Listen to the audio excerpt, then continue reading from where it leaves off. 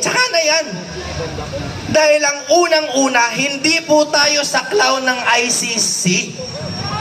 Meron tayong sarili nating hukuman at piskalya. Naniniwala ba kayo doon? Opo! Attorney Jimmy Bondoc, number 10 sa inyong mga balota.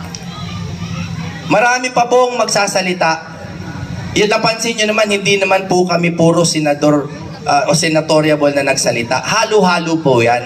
Kaya lang po kami nagsalita, nagkataon, kami po yung mga iilan sa mga huling nakasama ni Digong sa kanyang mga malalayang araw.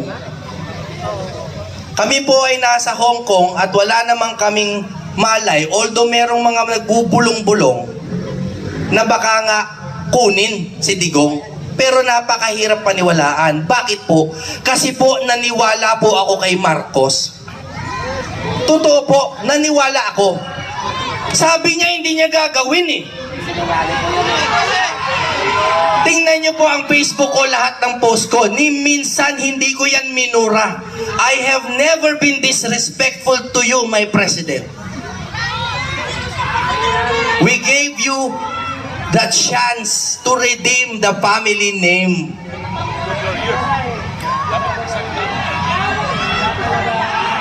Kaya ang itanong natin, bakit nyo, kasi dapat niyang angkinin eh, bakit nyo pinakulong si Digong?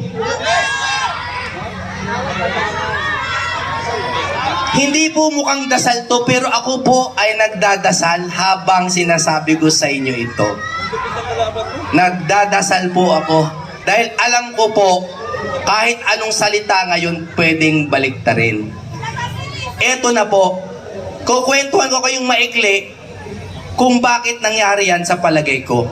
Alam nyo po ba, last year hanggang ngayon, sunod-sunod, nag-file ng certiorari sila Attorney Vic Rodriguez laban sa budget.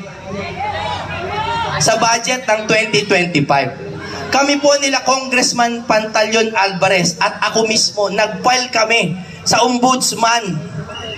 Bago po akong abogado, 2 taon pa lang, ang lakas ng loob kong ombudsman. Pero kami po ay naghain ng kaso. Kasama ang mga matitikas na abogado ni Kong Alvarez, falsification of legislative documents. Bakit kamo?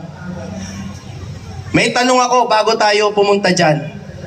Mura ba ang bigas? Mahal! Naging 20 ba? Hindi! Baka naman 30. Hindi! 30